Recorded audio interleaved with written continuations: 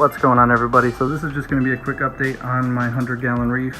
I actually just got back from reef-a-palooza a couple days ago, and that's going to be the next video probably out that's going to be edited. This one is not going to be edited. This is kind of me just rambling on for a few minutes to kind of give everyone just an update. For all the people that follow me, thank you so much. I really appreciate it. So please, just leave those comments below if you have any questions or concerns, or just anything that you want to talk about, man. Leave those comments below.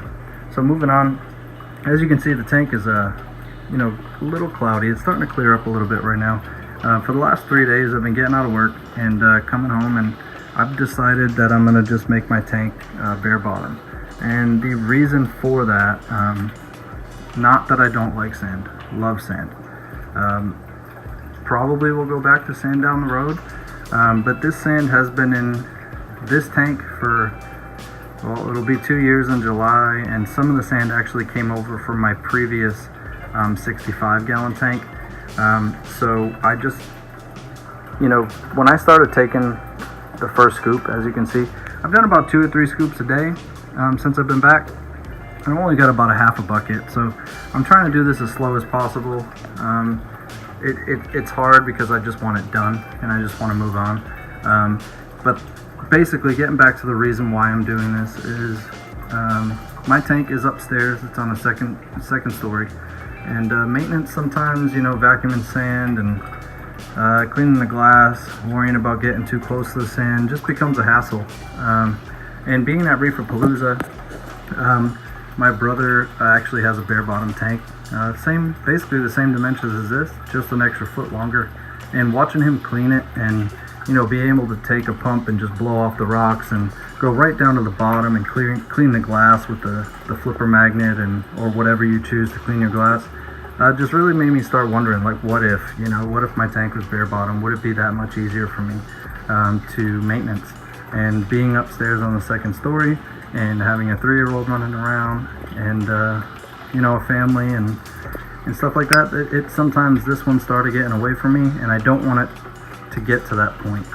So for me, I figured let's see what it's going to look like with bare bottom. Let's see what's going to happen. And it's always nice to do a change. There's times where you always feel like you kind of not lose interest, but you kind of just zone out from the hobby. And doing something simple as buying a new frag, a new coral, a new fish, sometimes that does it for you.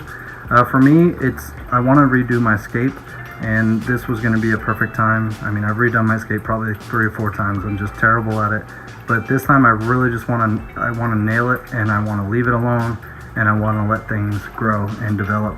And while I'm going to do that, I figured I might as well try something else and go bare bottom. So for the last, like I said, 3 days, I've been scooping out, a few netfuls of sand, and so far so good. I mean, all the corals seem to be doing just fine. I do have another 20-gallon tank in another room down the hall. As you can see that light down there. Sorry, my dog's crying. So if stuff starts getting stressed out and I see that, I do pull it out and I put it into that tank and go from there. The fish seem to be doing perfectly fine. And yeah, that's pretty much it. I just want to give a quick update, and if anyone, next time, if you can make it to reef-a-palooza, I will say this: it is awesome. It's extremely overwhelming when you first walk in, because this was my first one, but it's really cool. You get to meet a lot of cool people. You get to meet a lot of YouTubers, super known names in the industry. And it was extremely cool to do it all, with my brother who lives in Florida, and just hanging out, catching a drink, taking a drink into the show, and walking around and talking to people and looking at all kinds of frags and equipment. I mean, it was stellar, man. So if you can do it, by all means, do it, because you're not going to regret it. It's absolutely awesome. But as far as my tank goes right now, this is where I'm at. And I'll be sure to update everybody once the sand is out. I didn't feel like I needed to do a full video on how I remove the sand. It's basically scooping a few scoops here and there a night and siphoning it out when I'm doing water changes in between. and so far so good. I mean, I test the water every 2 days, and everything seems to be on point. So if something, you know, I see starts to go really wacky, without a doubt I will pull them out and put them into a 20-gallon tank and go from there. But I'm looking forward to the update, the next update to come on this tank, because it should be with empty sand, and it should look a little different. The aquascape's going to change a bit, obviously, and that's about it. So as always, like, comment, subscribe, and stay tuned to the future video of Reef-a-Palooza 2019 Orlando. Cheers.